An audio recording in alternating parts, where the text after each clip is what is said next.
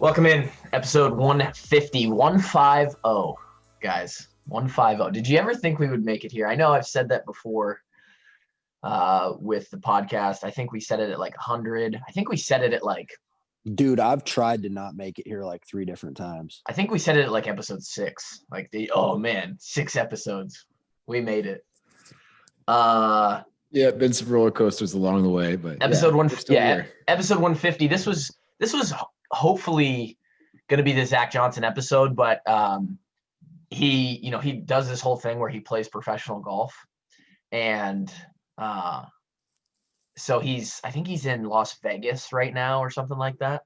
So we're going to try. I wouldn't mind being there. Oh yeah, Vegas would be fantastic. So episode 150 isn't going to be special. Guaranteed when we hit 200, we'll have another big guest for that. I'd like to get Stanzi on for 200, I think.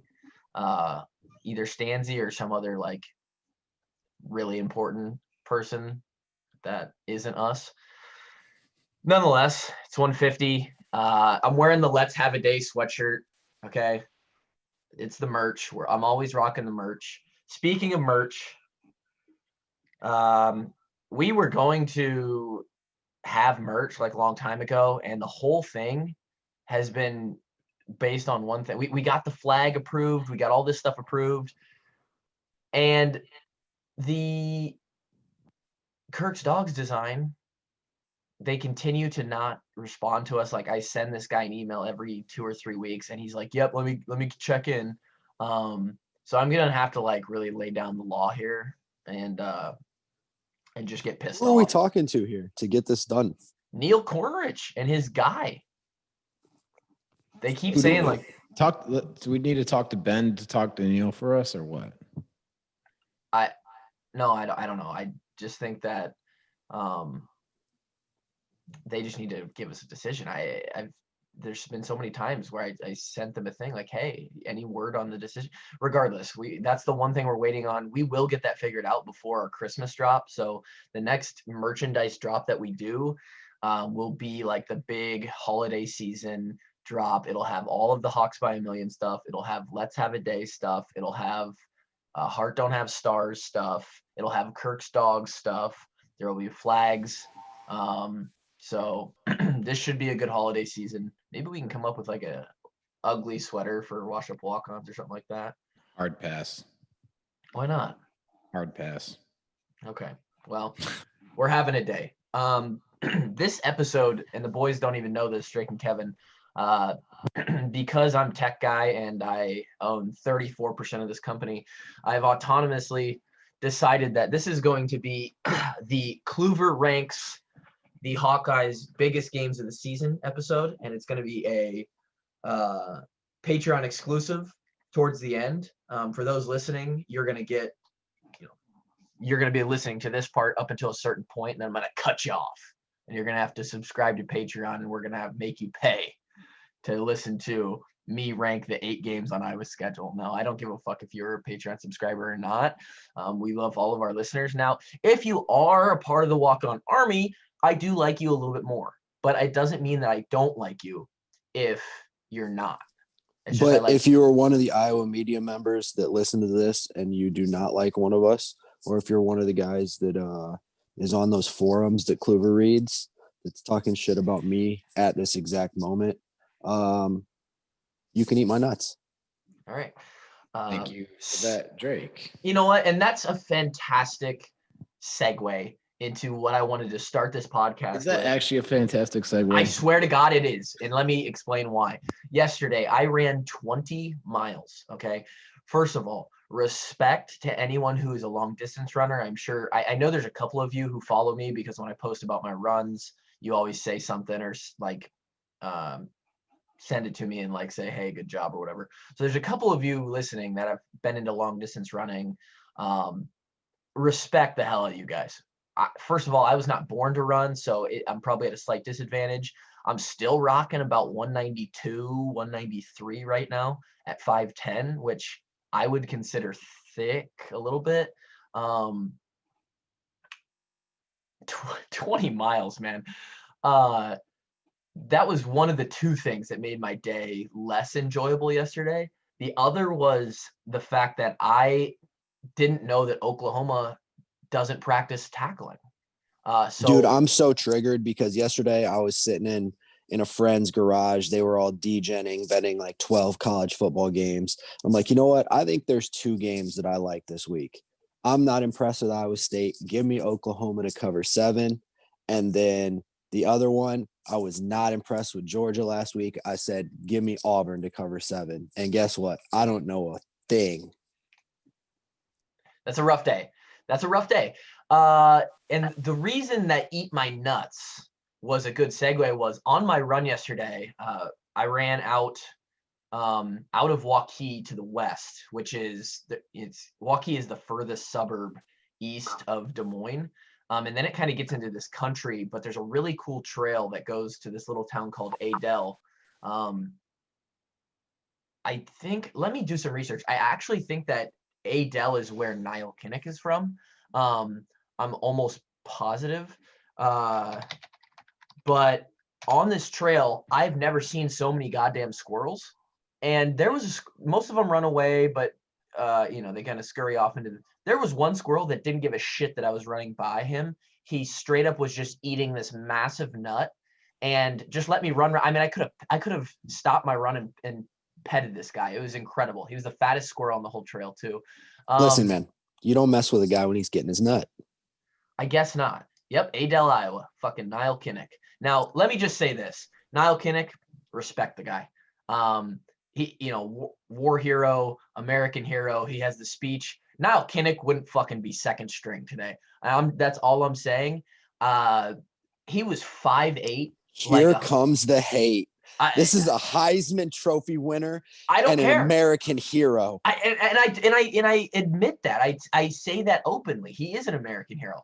All I'm saying is Nile Kinnick would not start for the Hawkeyes this year. He wouldn't start. And I don't know if you can really bring an argument to. Can you imagine the stadium is named after you and you're sitting on the bench? Well, he would. I mean, do you disagree?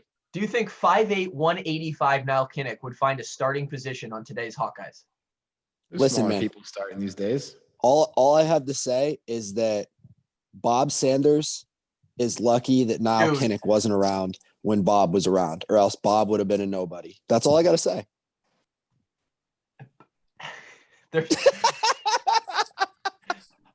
Dude, I'm stupid. Bob Sanders is a different breed. Also stacked at 5'9" or whatever he was. I guarantee, you can look at the pictures. You don't really get a great idea of what Nile looked like physically, but I don't think he was very physically imposing or scary. I guarantee he didn't run as fast as Bob. I guarantee he didn't hit as hard as Bob. I know that he was a Swiss Army knife on the football field in 1935, but I don't know. Will you please stop disrespecting the father of Iowa football? He's a legend. He's an absolute legend. And back in his time, that's Uncle Nile you're talking shit about right now. Kinnick Nile, dude. Kinnick Nile. DP. I'll never forget when Damon Powell gave his presentation on Nile Kinnick. And I'm not questioning Nile's toughness or his his work ethic or any of that. Clearly, way more than me. I'm just saying there's no way that he's like he played. What was his main position? Running back. Running back, kicker, punter, defensive back.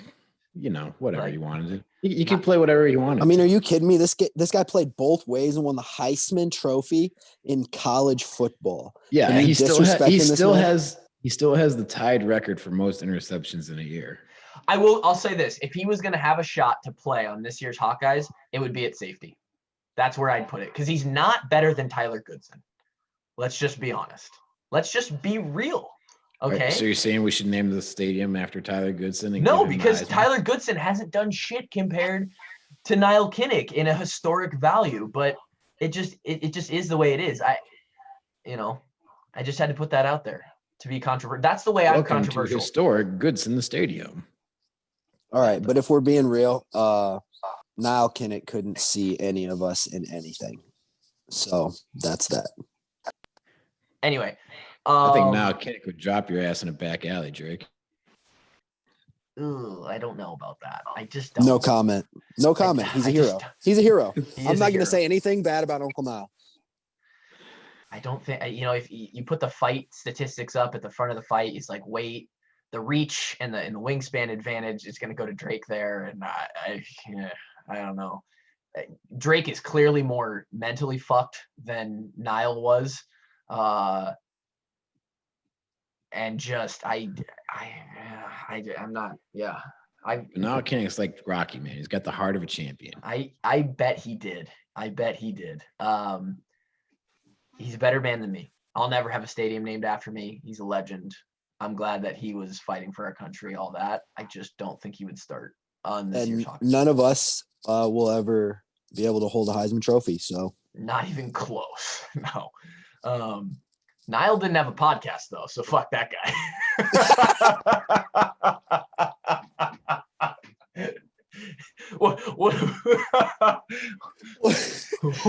What a wuss, dude. Didn't even have a podcast? Some cool guy that guy is. This guy, he couldn't even get his own podcast. Couldn't even get his own podcast, man. Didn't even have his own radio show. Anyway, I don't know how we got there. Anyway, I ran out to Adele. Squirrels were eating nuts. This is your segue from Drake saying lick my nuts. Right. Squirrels were eating nuts, and I was having a great time until about mile 15, at which point my whole lower body decided that every step I took for the last 5 miles was this kind of series.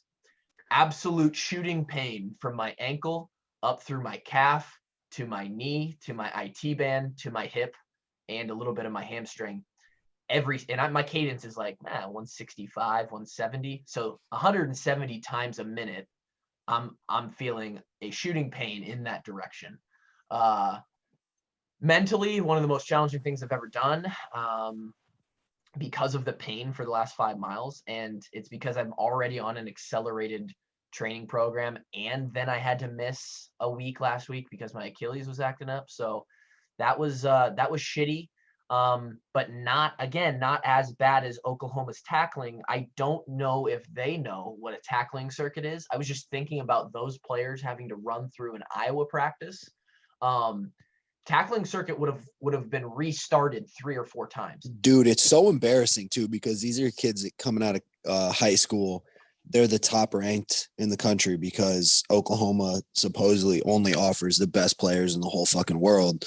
And yet here they are. They can't tackle these scrubs from Ames. Can you imagine Coach Ferentz watching those guys do a tackling circuit? No, do it again. Do it. Start over. Dude, did you guys watch the whole game? No, I did not. I watched most of it. I fell asleep towards the end, right as Iowa State kind of took control. Iowa State is better. Here's what I'll say. Iowa State is better than they played in their first game when they dropped the ball against LSU. Not that LSU, though. Or not LSU. I meant Louisiana. They are not – I still don't think that Oklahoma is as good. I mean, clearly Oklahoma is not as good as – years past.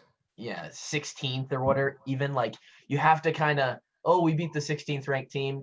Congrats, you beat an Oklahoma team.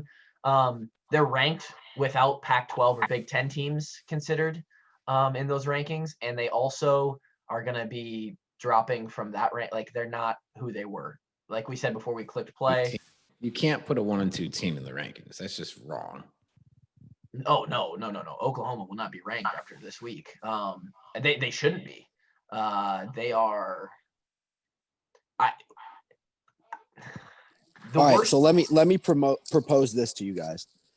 Kluver with 2 bad knees, and me and Kevin in the most washed up situations in our lives. Are we still 3 more viable, tougher options than what they're playing with at Oklahoma? Dude, give me 2 months. Give me 2 months to put on. No, give me 3 months to put on good weight. Like let me get to 210, 215. and let me play like linebacker, and I swear I'd give better effort than what they put on the field last night. I probably not, but they were bad, dude. And whatever that guy's name is, Breece Hall, I think is the Iowa State running back. He's good. Yeah. He's not David Montgomery by any means, and he was made to look a lot better because of just the ass tackling from Oklahoma. And I won't say that Iowa State is a great tackling team either, to be honest. No, their defense is pretty whack this year too. I gave you guys 2 picks on the last podcast. One was the TCU Texas over, never a doubt. If you guys caught that game, it ended on a safety by the winning team to run out the clock, which put those 2 points put it over the total. Yeah, never a doubt. Never a doubt.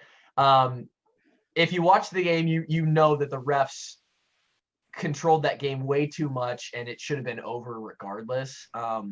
Also, Texas fumbled. The Texas running back is an asshole and fumbled going in on the 1-yard line to score and push it over before. Dude, he was reaching the ball across the line, right? Yeah.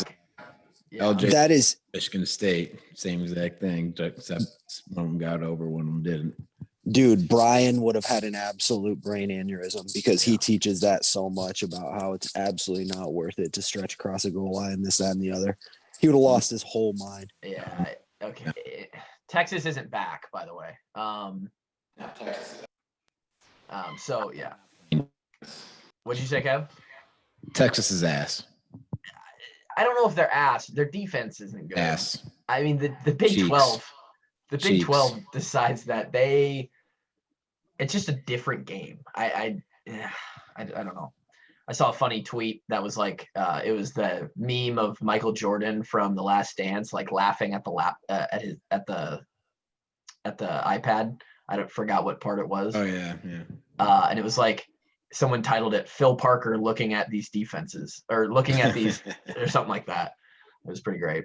So that was the other half of my day being shitty because I went 1 for 2 on bets. I had the Iowa State Oklahoma under. I thought Iowa State's defense was a little better than that, even though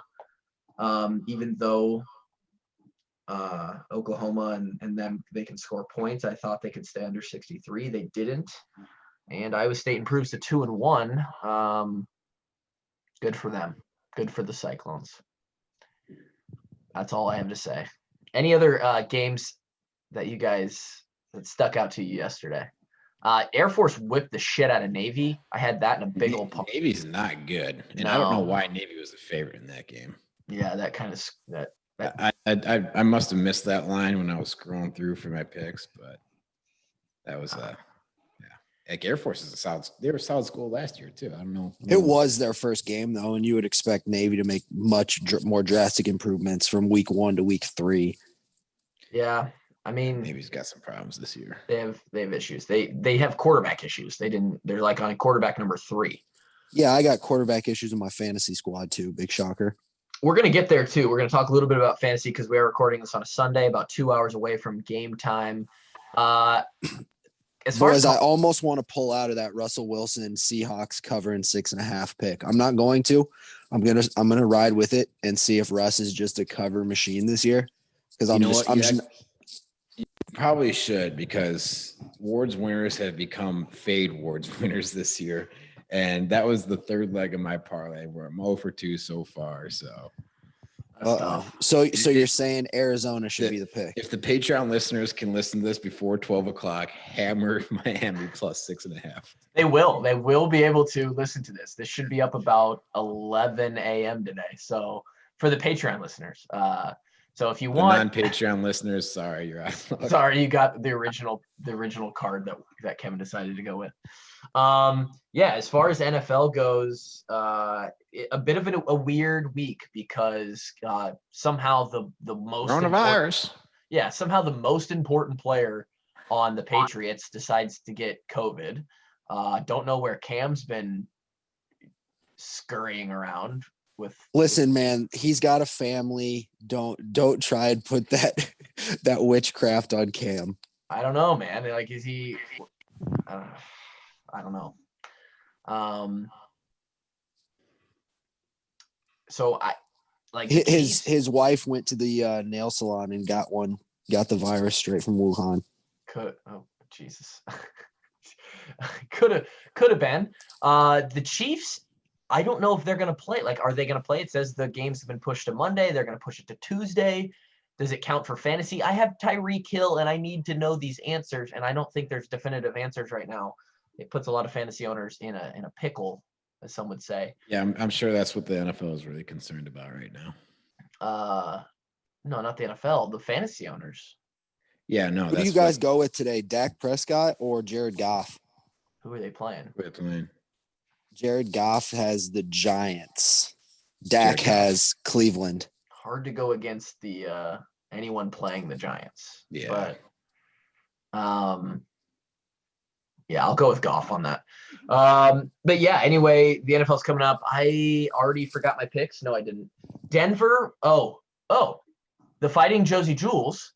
Yeah, they covered. It's fade the state of New York forever. Easy money. Josie Jewell has his best game as a NFL linebacker. 10 tackles, 2 for loss, 91 rating on Pro Football Focus. Best My player. guy now has 2 sacks in 2 consecutive games. Yep. The line on that was +1.5 when we did the podcast the other day. Easy money. I made a nice chunk of change on that game the other day. I had the under and Denver to cover. So easy money. Let's go with, or was it the over? I can't even fucking remember. What was the end score of that game? It was the under, I'm pretty sure. Like 41 or something like that. Yeah. Okay. Moving on. Real quick, by the way, too, if you're sitting listening to this and you just pulled it up and you're not subscribed to the podcast, not on Patreon. If you do want to subscribe on Patreon, do so, because I'm kind of planning a few juicy things for the new year for the Patreon subscribers. Are we going to get naked for these people on Patreon or what? Because I feel like that's what the new wave of 2020 is that people just pull out their genitalia and get paid for it, and I'm not above it. So this is not OnlyFans.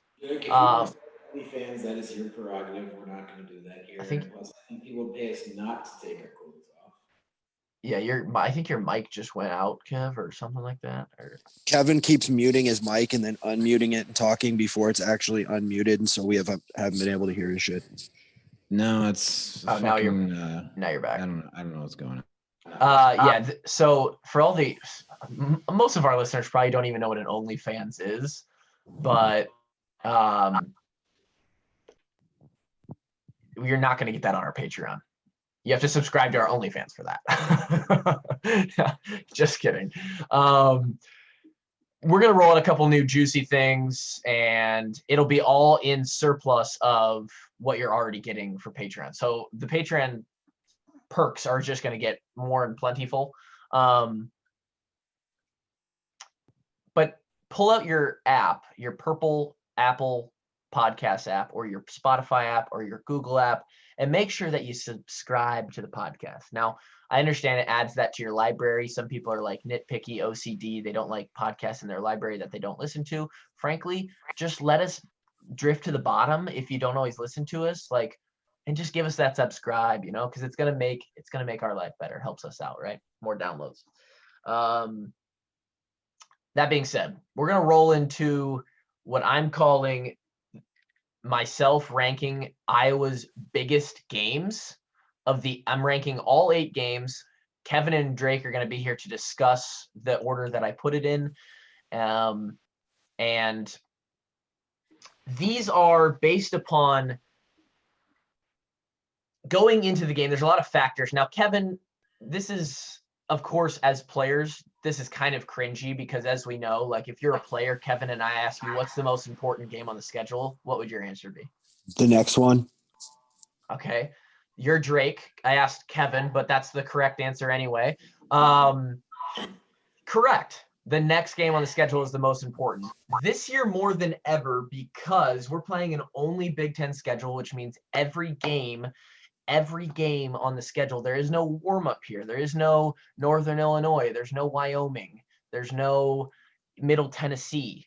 All right. We're starting right away with games that count. And Purdue doesn't even suck anymore. Like, we used to be able to make a Purdue joke about, oh, wait, actually, we do get a warm-up game because it's Purdue.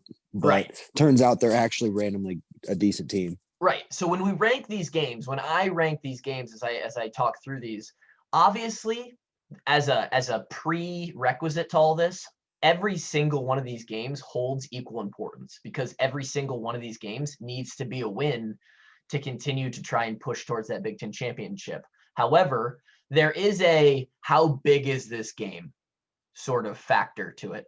And that includes what is the other team's record? What is, is it a ranked matchup? Where is it in the season? As the season progresses, what does this mean towards head-to-head matchups? And if, say we play Nebraska or Wisconsin, what's their record? Do we need to win this game as far as being ahead of them in our side of the conference? So there is this kind of weird, hard to quantify how big is this game. And I've tried to pre-rank those before the season starts, 8-1. So 8 will start with the least big game of the season, not least important, but the least big game of the season. And for me, that is the 7th game on the schedule coming on December 5th. Iowa at Illinois, number 8, least big game on the schedule. Yeah, that was my pick as well. That is because Illinois, on paper, again, any team can win any game any day. On paper, Illinois is probably the worst team in the West. Over the past 5 to 10 years, they're definitely the worst team in the West. Okay, next. It's Illinois. Next. Yeah, and at that point in the season, we're either going to know, do we have a shot to make the Big Ten championship or do we not? So Illinois, you're the least big game on the schedule. Moving down to number 7 on Tyler's rankings. And this is where we're probably going to start to have some back and forth. I have Michigan State. At Iowa on November 7th, coming up here in about a month and a half. Michigan State at Iowa. And this is because Kevin mentioned it on the podcast before. D'Antonio's gone. Michigan State's in a bit of a rebuild. We're expecting dog shit out of them.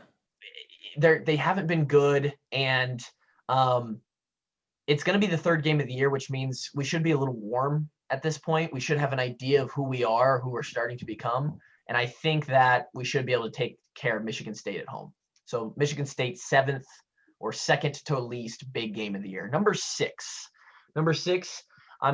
it's tough because, again, this is an important ass game, but I'm saying Northwestern, the 2nd game of the year, when Fat Fitzgerald, people love when you guys use that name, Drake and you, Kevin, specifically. People want a Fat Fitzgerald shirt, by the way, and I'm sure we could do a ton of funny ideas for that. Number 6, 3rd least big game of the year. I would definitely put Northwestern under Michigan State. You think I so? feel like the University of Iowa and all of its alumni and all of its former players and pretty much every human being that's ever worn a black and gold shirt wants Michigan State and its entire university to burn to the ground. So that's kind of where I'm at with that one. Here's what I'll say. I understand your rationale, Drake, but we've got a short Big Ten season. We need to win every game in the West. So that's why Northwestern's a bigger game than Michigan State. And here's what I'll say. We've lost to Northwestern recently. They, in the last. They have a winning record against us since 2016. What'd you say? They have a winning record. Yeah, exactly. Pat Fitzgerald's team is they're usually a disciplined outfit. He's a good coach.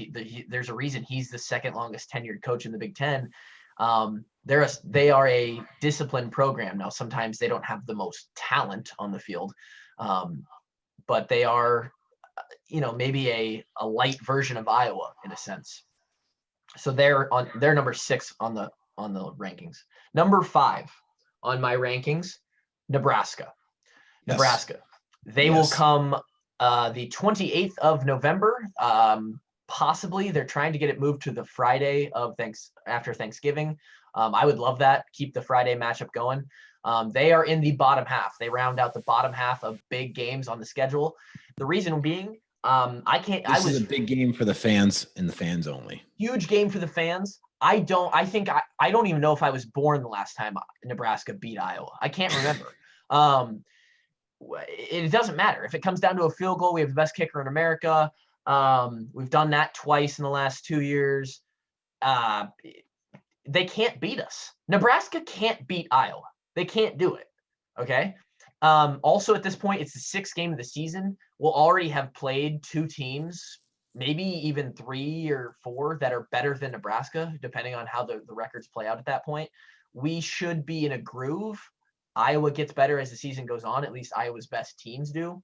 I don't think Nebraska should be a problem, but the fan factor brings this into the middle of the list. Hey, you remember back in history class when we learned about America being founded and the guys coming over and killing the men and fornicating the women? That's kind of what that's what I expect out of the Iowa-Nebraska matchup for about the 10th year in a row. Okay. Games in Iowa City, though. But okay. Plymouth Rock. They're going to play it at Plymouth Rock. Okay. All right, Drake. I love that. Your analogies are extreme sometimes, but I enjoy it. Pillage and kill and rape, I guess. We don't condone any of that, but they're number 5 on the list. Now we get into actual games that are important, top 4 important games of the season. At number 4, Minnesota on my list. I am putting Minnesota. Okay, and this is the first time that we're going to disagree. Let me explain. This was between Purdue and Minnesota for me. I put Purdue at number 3 because this year is so crazy. We didn't know if we were going to have a season. We didn't know this. We didn't know that. Rondell Moore is back. Purdue has been decent. We've lost to them twice in the last 5 years, or maybe 3 times. I can't remember.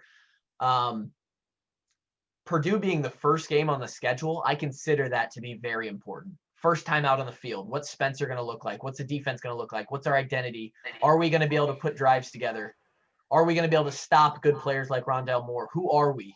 I consider that to be very important. First time out on the field. Minnesota game is at Minnesota. They do have their receiver back. They are a good team. They were good last year. This was a flip for me, and I agree you could put them either way. I don't even have Purdue as the next game. Really? Okay. I got Penn State at this spot. Really? You put Penn State as the 4th most important. Let me hear that rationale. They're in the East. We have State and Michigan State. Expect to beat Michigan State. And, are they a tough team? Yeah. Do the Hawkeyes need to win that game? Obviously, it's nice, okay? But I don't think it's the most important game on the schedule. But all the Big Ten games count in your Big Ten record, don't they? Correct. But, if you run the West, you're basically going to represent the West. Yeah. I mean, you're right. You get the head-to-head and stuff like that. So I'm always going to count a West game more important than an East game. Okay. So you've got Penn State there. I have Minnesota, and then I have Purdue because as the 3rd most important game on Iowa's schedule. I like that. Just opening up the year has to start off on a hot note. Yep, exactly. Drake, any thoughts on either of those? I like your rationale. I definitely put Minnesota higher than Purdue, but not even close because it's also for a trophy. I don't know, just the matchup in general. It's Minnesota over Purdue for me. I like Kevin's rationale behind Penn State. I don't know. Penn State and Purdue are pretty close. Okay. I have those at Minnesota at 4, Purdue at number 3, and then obviously that leaves 2 games left, Penn State and Wisconsin. I have Penn State at number 2, and that is because Penn State Iowa rivalry. I mean, we haven't won the game, but it's been a hell of a game the last 3 times we've played them. And they're going into the season as ranked as one of the best teams in the country, or they will be to start. It's going to be on the back half of the schedule. It's at Penn State, so it's going to be a tough ball game. And again, like Kevin said, you're right. We don't have to win that game. You run the West, you're probably going to represent it. But I just see Penn State as similar to Wisconsin has been. These two teams, and it's like that little hump. It's like that thorn in Iowa's side. We need to get over one of those two at least. It'd be great to win both. It'd be great to win all 8, but it's very hard to do that. Penn State, big game. And then Wisconsin as number 1. I think this I don't think there's really no question here. There's absolutely no question. Not only is placed at the last game of the season, so it's literally going to be the Big Ten West championship if both teams can take care of business up until that point. But like I just mentioned, the bowl hasn't been in Iowa City since 2015 when the boys took it home 10-6. Saw a highlight from that game when the infamous Stabby fumble at the goal line. I just get so happy every time I see it. It's going to be the West Division Championship. It's basically the semifinal of the Big Ten if we take care of business. So, and it's on Kevin's birthday, and Kevin deserves a birthday present. That it is on 12/12, the Queens. Kevin does deserve a birthday present. Not that you're going to be 26. My birthday was last week. I'll tell you, or 2 weeks ago. 26 ain't that special. It is for me because that's my number. 26 turns 26. Oh shit! 26 turns 26. I forgot about it. So it does mean a little. It's gonna be the last cool birthday of my entire life. Oh yeah, downhill. We're already downhill, but even more downhill. So Wisconsin is clearly the biggest. Now these change. This is a fluid thing, right? So if Wisconsin somehow comes out and loses three games to start the season, they're 0-3. They have like 10 injuries or something. Obviously, that game means a whole lot less when we get to it. But as it stands, these are Tyler Kluver's big game rankings of the season. Let us know. If you're a Patreon subscriber, put a little Patreon comment. If you're on the YouTube watching this, let us know what you think. Those are my rankings. I think that, again, every game is so important this season, especially because it's a shortened season. I'm pretty excited to watch the crossover matchups at the end, where like the 7s play each other, the 6s play each. I think it'll be cool actually. I think it's gonna be super cool, especially the 7s matchup. I can't wait. It's gonna be great. It's gonna be a good matchup. That's the thing, is like to watch Illinois play Rutgers. Nebraska. Well, no, because they don't cross over. But to watch Nebraska play Maryland, it'll be awesome. Like that's gonna be an incredible it's going to be in the middle of December. It's going to be freezing. Oh my God. I'm so happy we're not playing this season. I'm so happy we're not playing this season. That's it. Anything else from you guys before we call it an episode on this Sunday? Anything fancy happening? No? No, I'm just fading the state of New York. Yep. Fade the state of New York. Prestige Worldwide trying to get another dub this week. I'm hurting in fantasy. I got 203 points scored on me last week. I got 203 points scored on me last week. There's nothing you can do about that. I scored 155. I had the 4th highest score in the league. You have Oklahoma defense. You let people score points on you like that. Yeah, it's tough. It's tough when your points against is just the highest. And it happens every year to me. You should fire your defensive coordinator. I'm gonna hire you. Get you as my D coordinator. I've got a joke that can't be said on air about your defense, but as soon as we click this off button, you guys are gonna poop. Okay. Okay. That's it. Episode 150. Hope you guys enjoyed it. Patreon subscribers, thank you so much for being part of the Walk-On Army. We love you guys. Again, that merch drop is going to happen before Christmas. There's going to be new perks coming in the new year. Iowa football is just that much closer away. We are less than 3 weeks now before Iowa takes the field against Purdue and the Boilermakers. That's it. Walk-Ons out. Hawks by a million. As always, we will talk at you next time. Peace.